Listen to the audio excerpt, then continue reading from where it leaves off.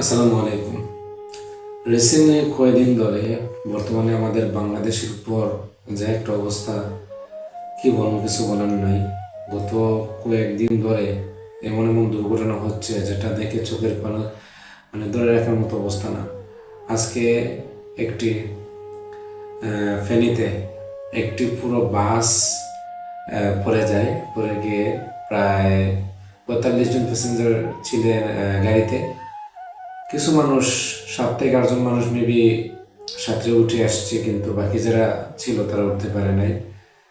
এবং কয়েকদিন আগে সদরঘাটে লঞ্চ দুর্ঘটনা, তারপর আরও আরও বিভিন্ন, তো আপনারা সোশ্যাল মিডিয়াতে দেখছেন। তো আজকের যে ঘটনা ঘটছে, অবশ্যই আমি আপনাদেরকে স্ক্রিনের দিকে লক্ষ্য করুন, আমি আপনাদেরকে ফুল ভিডিও দেখাচ্ছি।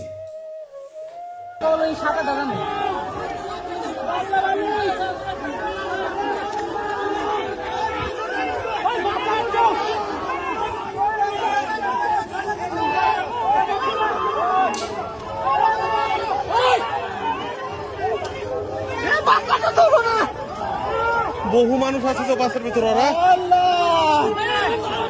আর মানুষ